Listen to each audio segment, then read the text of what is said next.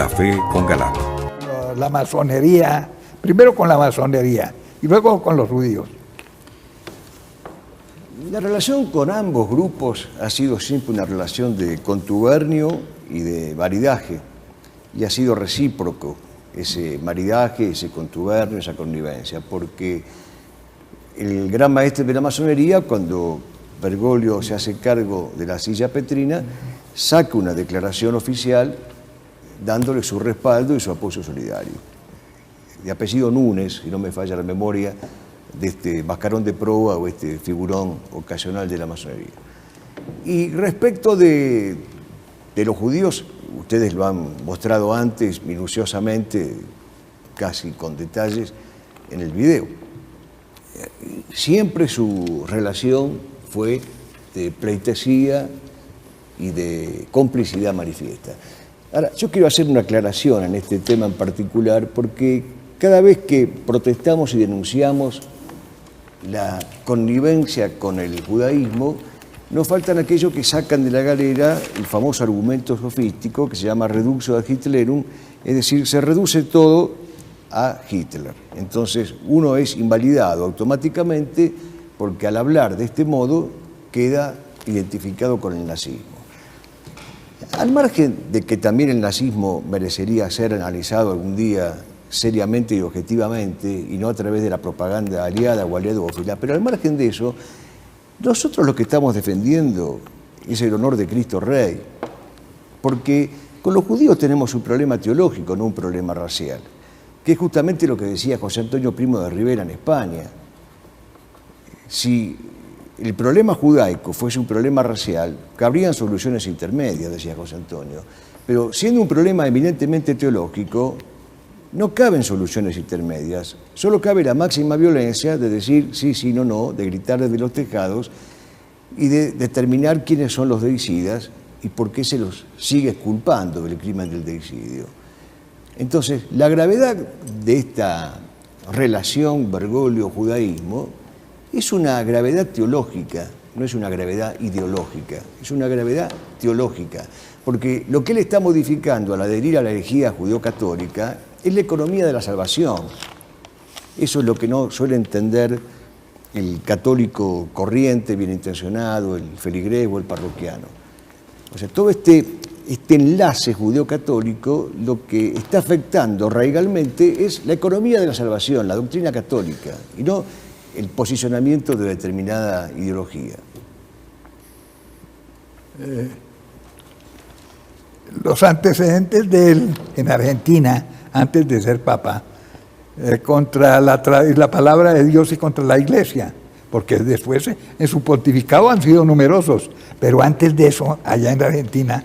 Y sí, doctor, en el librete este que le he traído, que he perpetrado hace años, aparecen los antecedentes.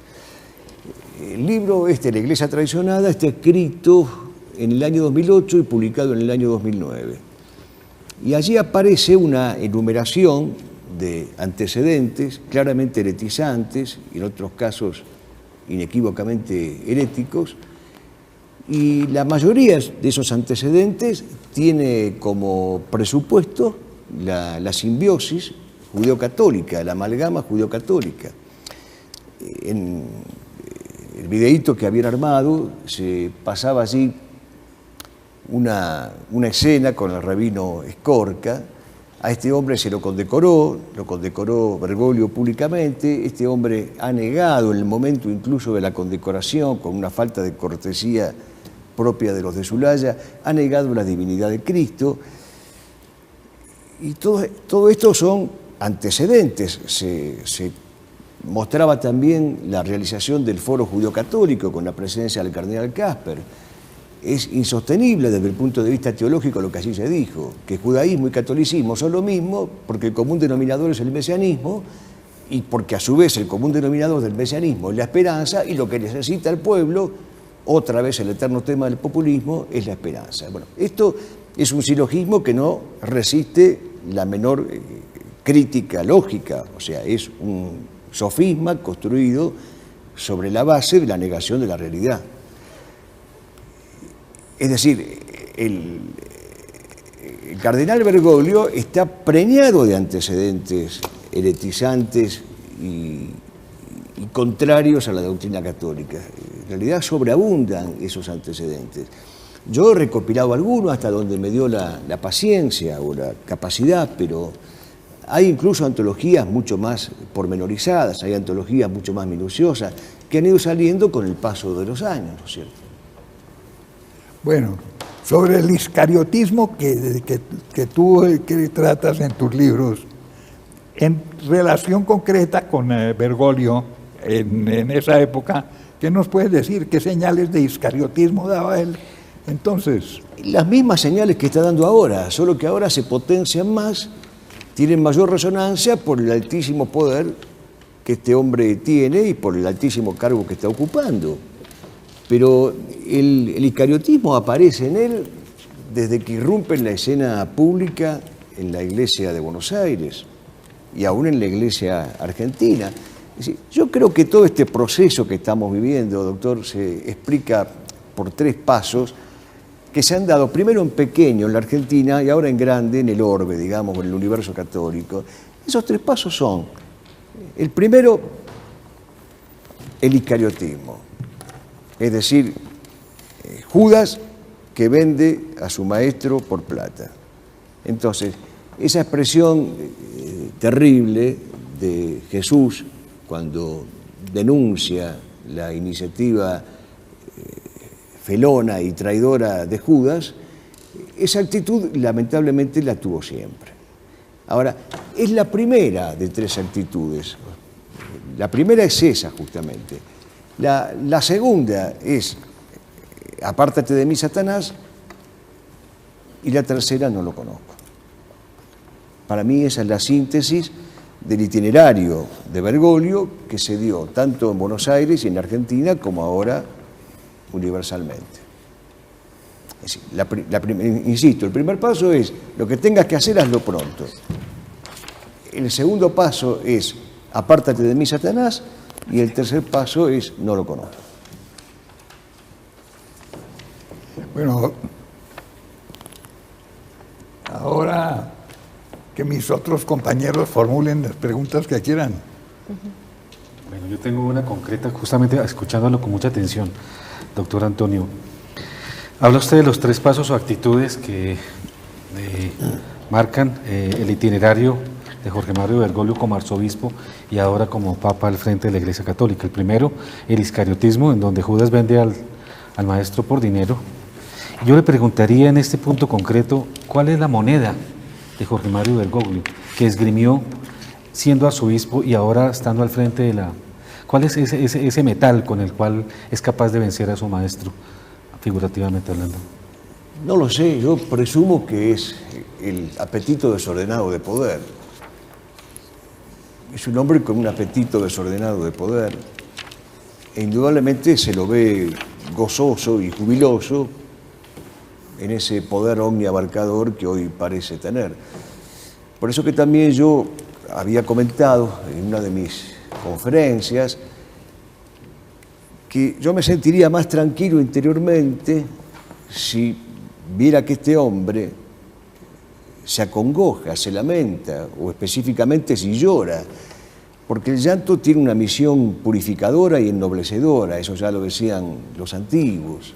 Cuando Virgilio habla de las lágrimas de las cosas, de las lágrimas de Eneas, las lágrimas del héroe. Y, por supuesto, hay un axioma básico en la Iglesia, que es que la Iglesia no juzga las intenciones, la Iglesia no juzga el interior de los hombres, de manera tal que yo no elevo ni formulo ningún juicio sobre la interioridad de Bergoglio, y Dios permita que efectivamente esté arrepentido, contrito y llore y se enmiende, y en lo personal rezo especialmente por eso. Lo quiero subrayar también. Pero lo concreto es que más allá de las intenciones interiores que no juzgamos, lo que se ve a simple vista, lo que se puede conjeturar o elevar a modo de hipótesis, es que ese precio o ese costo es este ejercicio omnímodo del poder, esta pertenencia a lo que decía el padre Julio Membiel, la iglesia de la publicidad. Hay como una delectación, hay como un goce en ser no la cabeza de la Iglesia Católica, sino la cabeza de la Iglesia traicionada, la cabeza de la Iglesia de la publicidad. No la cabeza de la Iglesia de las promesas, dice el Padre Julio, sino la cabeza de la Iglesia de la publicidad. Entonces, eso es lo que en lo personal me parece percibir a mí, pero bueno, esto no es dogma de fe, nada es dogma de fe de lo que estoy diciendo, obviamente, pero es decir, es una presunción o una conjetura. Bueno, hay una llamada. Así es, doctor. Tenemos la llamada de Álvaro. Álvaro nos está llamando desde Medellín. Álvaro, buenas noches. Sí, buenas noches. Parece que se cayó la llamada. Vamos con la siguiente. Y está Carlos desde Medellín. Carlos, buenas noches. Sí, muy buenas noches. Buenas Buenas noches. noches. Lo escuchamos. Sí, era para hacerle una pregunta al doctor Caponeto. Si de pronto se conocen antecedentes en los cuales alguien se haya propuesto corregir a Jorge Mario Bergoglio cuando estaba antes de ser papa y si los hubo, pues de esa corrección que nos contara algo. Muchas gracias. Si alguien le propuso corregir al Papa Bergoglio o no. Que si alguien antes de ser papa él se le acercó eso, corrección fraterna, como dice la palabra, ¿no? Bueno, hasta donde me consta, efectivamente sí. Varios amigos personales y varios maestros en la Argentina tuvieron situaciones conflictivas con él precisamente por este deseo, por este anhelo de rectificarlo y de corregirlo. Y a pesar de que una de las cartas que él me escribió a mí y que yo transcribo en la Iglesia Traicionada, a pesar de que en una de esas cartas, él, citando a un padre de la Iglesia, dice que lo mejor que pueden hacer los súbditos es hociquear al obispo, hociquear al pastor y no dejarlo en paz, y vigilarlo, y controlarlo incluso, a pesar de que él dice eso, en la práctica ha sido siempre un hombre inconmovible frente a las peticiones o a las súplicas o a los ruegos, o a las simples manifestaciones de que corrigiera el rumbo o rectificara el rumbo.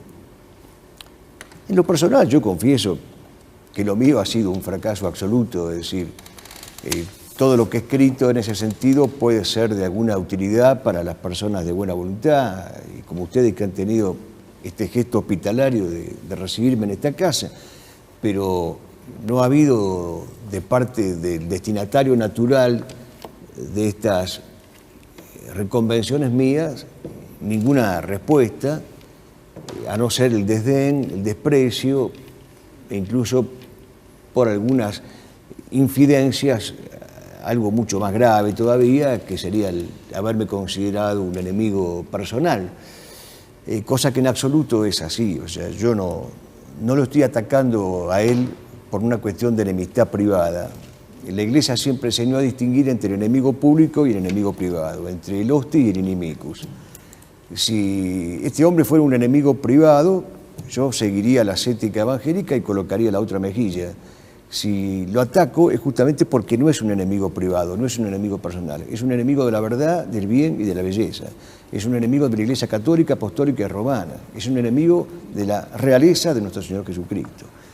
Entonces, por eso me siento en la obligación moral e intelectual de reaccionar.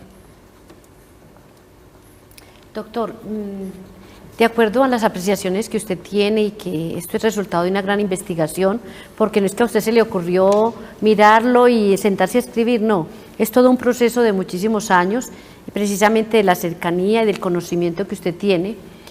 Es preocupante mirar cómo Francisco, ante situaciones de personas o con grupos, se muestra tan insensible y todo lo ve normal.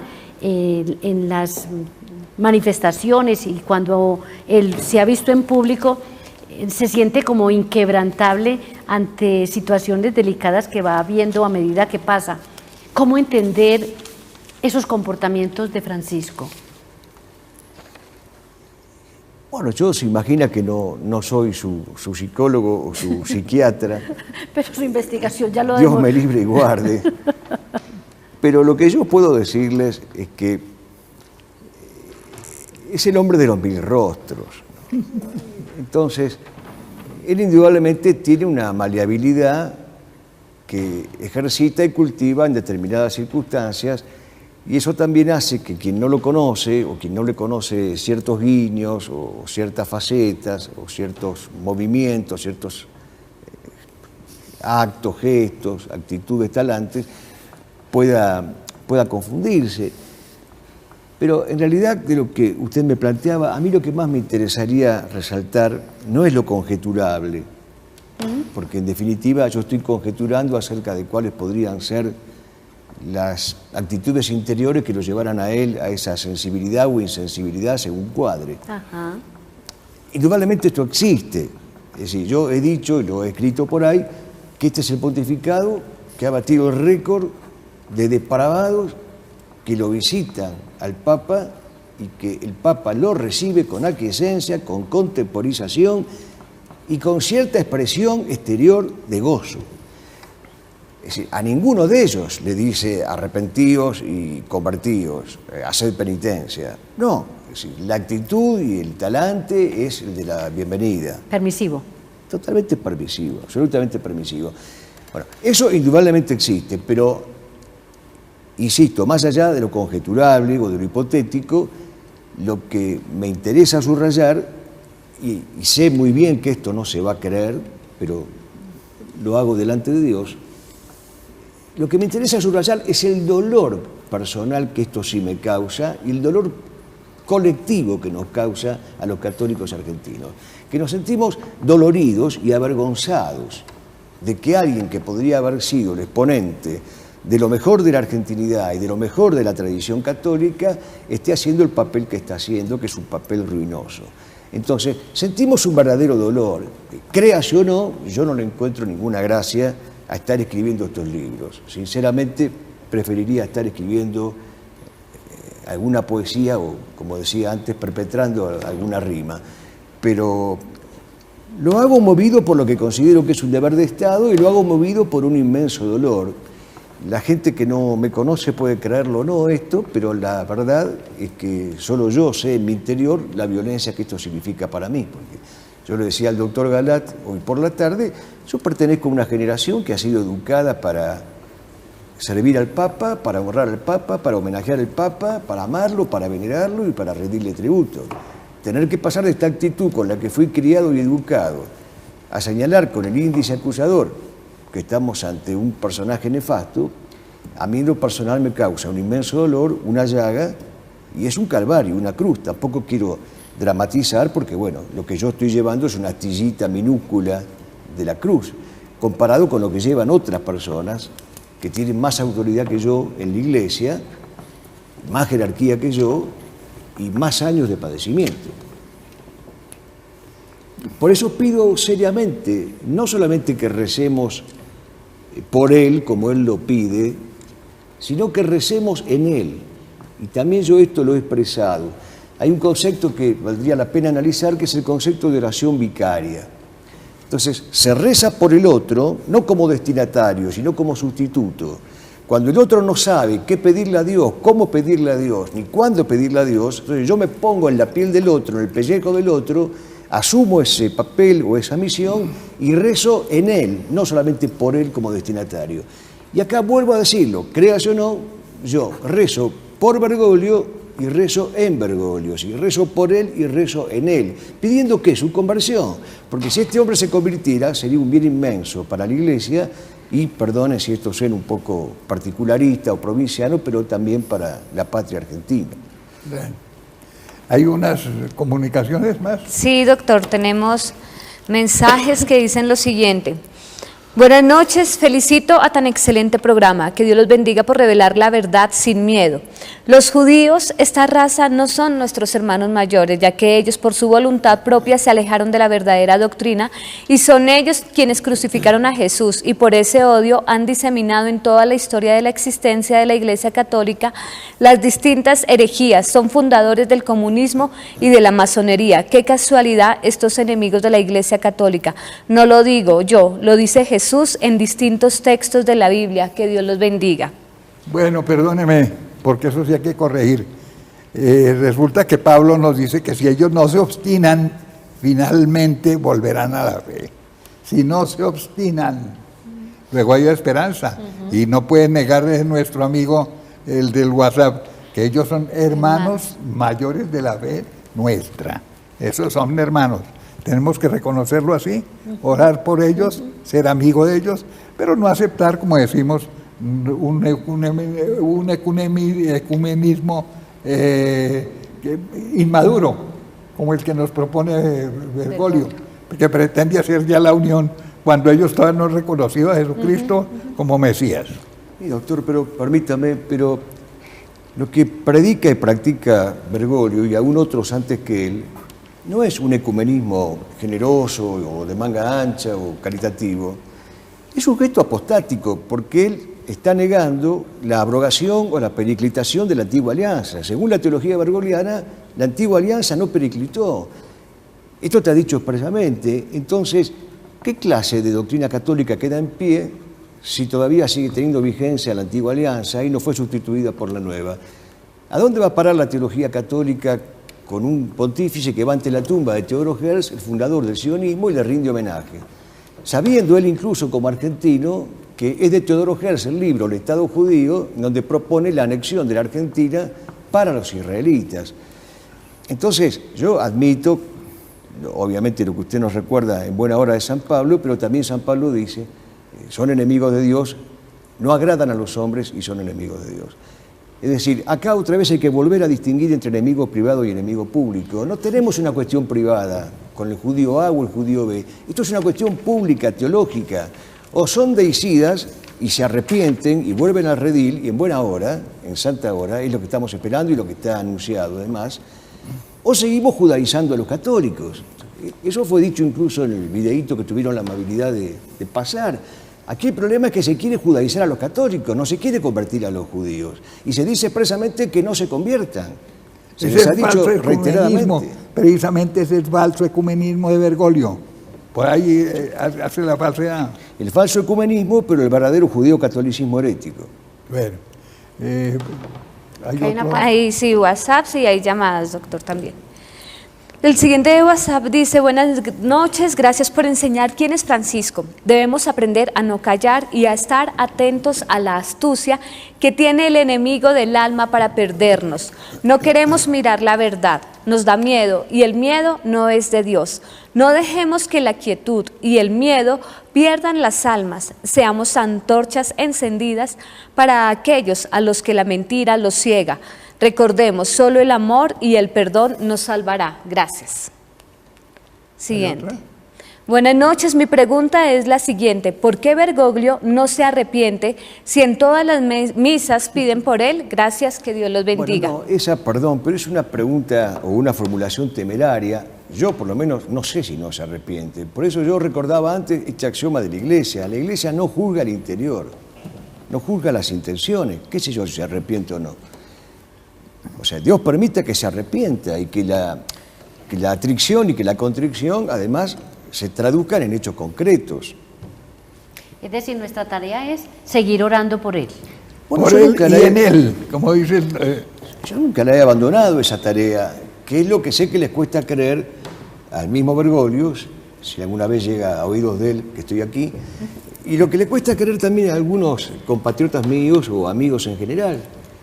Yo de viejo me he vuelto muy rezador, de joven no era tanto, pero ahora que soy un anciano prematuro me he vuelto bastante rezador y realmente, sinceramente rezo por él y rezo en él. Ahora es anciano prematuro y yo digo anciano en la tercera juventud.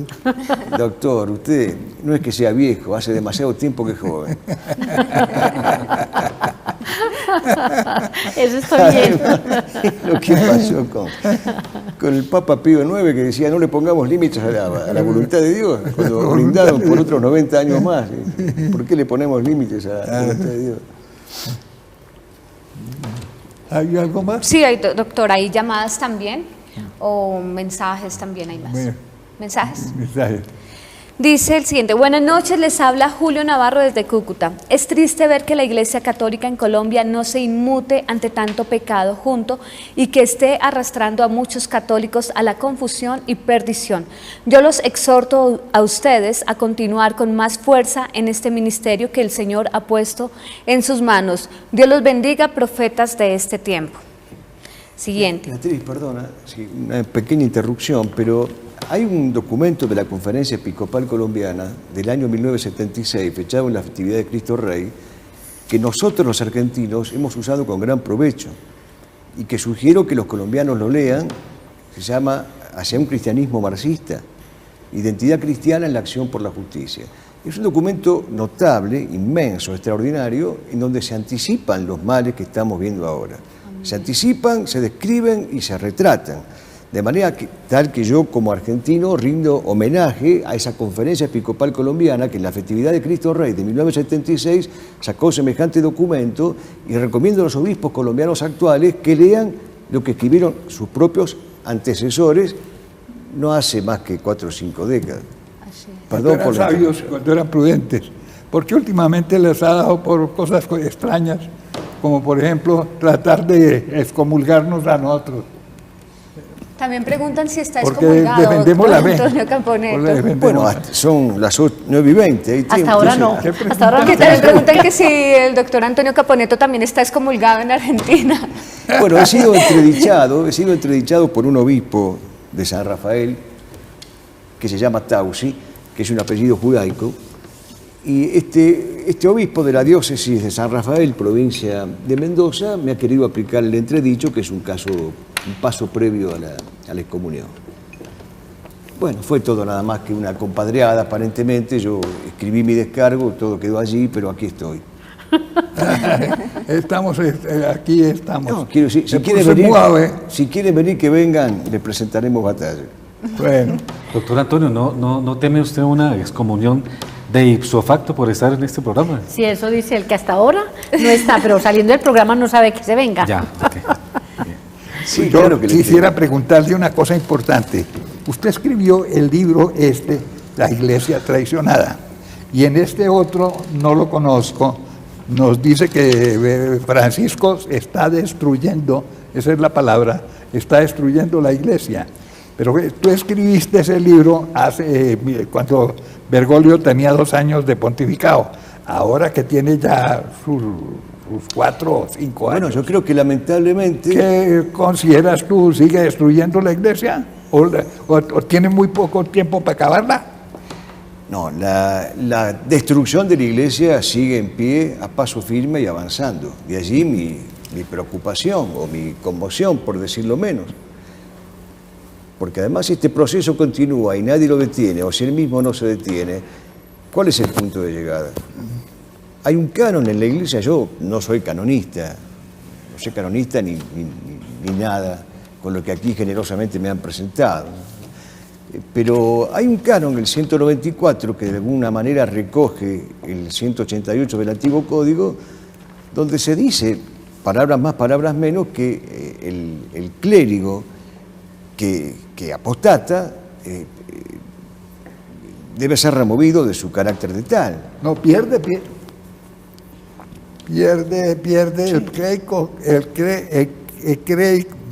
el que apostata pierde automáticamente la identidad de clerical que tenga. Sí, por eso debe ser removido. Ahora, claro, imagínense, usted me dice si sigue destruyendo a la Iglesia. Bueno, yo espero que no haya un tercer tomo mío. Eso iba a decirle yo, que si ya está organizando el tercer No, tomo con no. todo lo que ha avanzado en todas estas apostasías y en todas estas... No, que escribí, sí, que no. Últimamente escribí sobre la Gaudete et Exsultate, escribí un artículo crítico, escribí también sobre la Veritatis Gaudium. Sí, escribí artículos críticos contra lo último que la he hecho. Pero es penoso estar escribiendo estas cosas. A propósito de la Gaudete, ¿qué opinas? Bueno, he escrito justamente una postilla mostrando cómo allí, en la Gaudete, aparece la falsificación del concepto de santidad. La santidad reducida a una cuestión clasista, a una opción y a una predilección por los periféricos, sociológicamente hablando, y además del problema clasista, que es la matriz de este error, lo que aparece también es la santidad reducida a la mediocridad, la santidad reducida a la vida ordinaria. O sea, yo le puse como subtítulo a esto el viejo título de una película que era La clase obrera va al paraíso. una película del año 1970 y algo, una película italiana, obviamente procomunista. Bueno, la clase obrera va al paraíso. En la concepción bergogliana es la clase media. El toma de un autor ¿Y los francés. burgueses al infierno? Pero últimamente ha dicho que el infierno no existe, eso se lo dijo Scalfari. Claro, por eso es muy difícil seguir la eclesiología y la teología bergogliana, porque usted se levanta católico Y atardece protestante. protestante o arriano o pelagiano o gnóstico, y el infierno existe hasta que no se demuestre lo contrario, hasta que no venga el beato Scalfari y le diga qué es lo que tiene que hacer. No, esto es un despropósito, es un disparate, por eso digo, ya también hasta tiene una beta ridícula o bufonesca, ¿no? Verdaderamente da pena decirlo, pero Aristóteles, cuando habla de la virtud de la eutrapelia, que es el saber divertirse, indica que hay un exceso y un defecto. El exceso es la bomología, o sea, la bufonería constante. Bueno, lamentablemente también hay una cuota de esto que le viene también de su condición porteña en la Argentina, y lo hablo como porteño, porque lamentablemente prevalece también esa actitud. Entonces, uno ya no sabe si tomarse en serio o si tomarse a la chacota, en broma, esto de que el infierno no existe, ¿no? Ahora, él debería medir sus palabras y saber que lo que está diciendo compromete a las almas, a la salvación de las almas. Y el Vaticano, muy suelto de cuerpo, saca un comunicado diciendo: no teman, que esto fue una cuestión privada, no fue una entrevista, sino un encuentro privado. Y no dice Vaticano que fue lo que dijo el Papa. Dice que no fueron sus palabras las textuales. palabras. No fueron sus palabras textuales, es lo único que dice. Pero no en realidad aclara. tres veces incurrió en el mismo error: la negación del infierno y la creencia en el aniquilamiento de las almas. Dos errores en uno, repetido en tres oportunidades.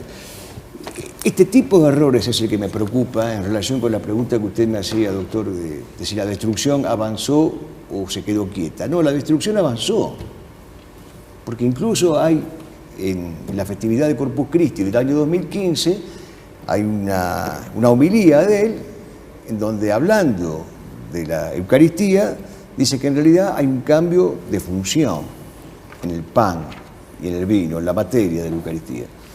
Bueno, si hay un cambio de función, no hay un cambio de sustancia, porque quien haya visto las tapas de la Suma Teológica de Santo Tomás de Aquino sabe que la función no pertenece a la categoría de sustancia, sino de accidente.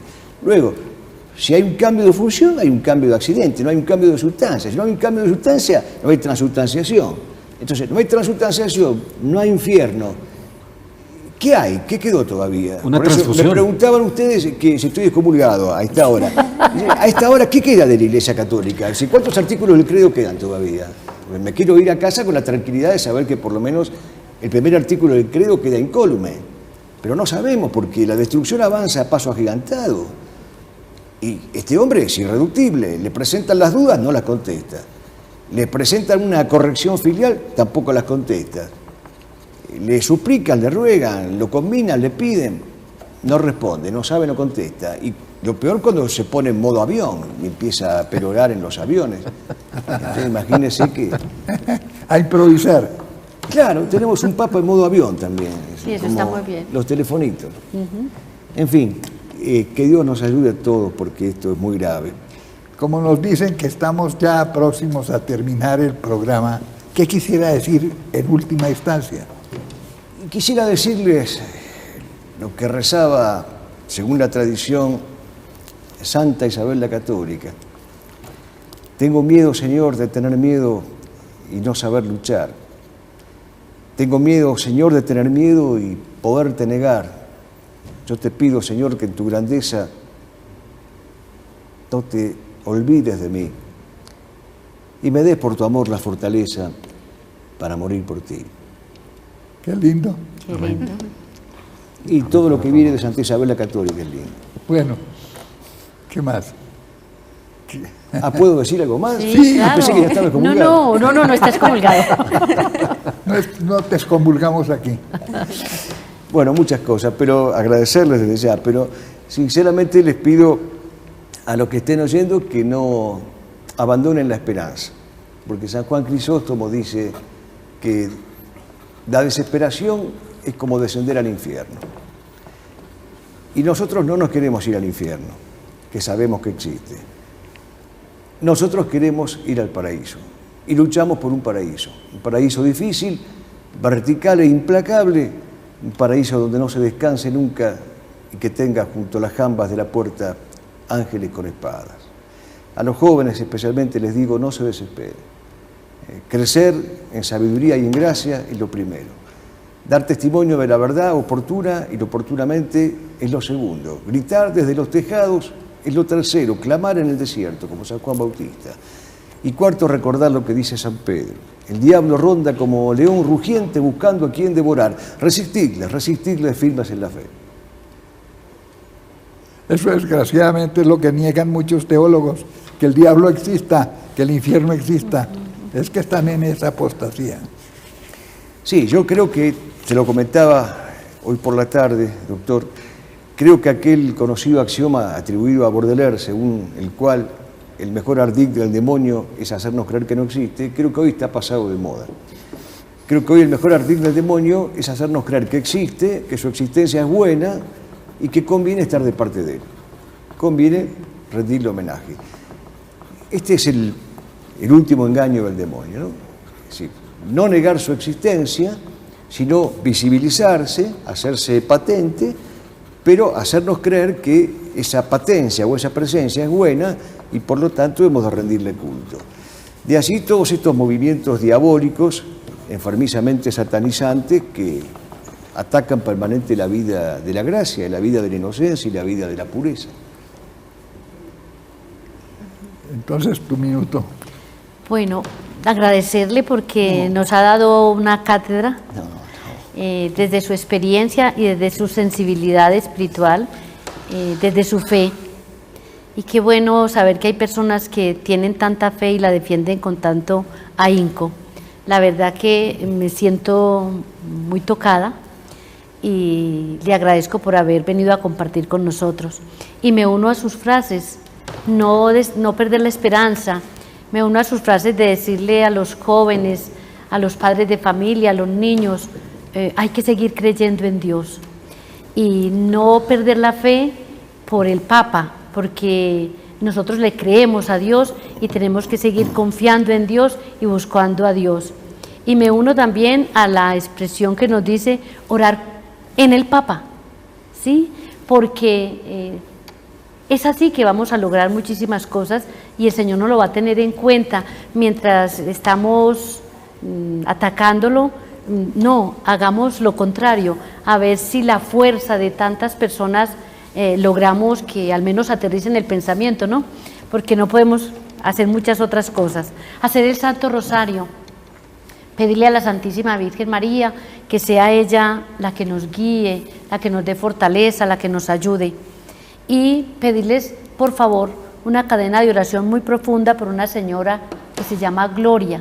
Ella es de La Unión, tiene un quebranto de salud muy fuerte, muy fuerte, y solamente con la oración de ustedes y la nuestra podrá salir adelante en este quebranto de salud.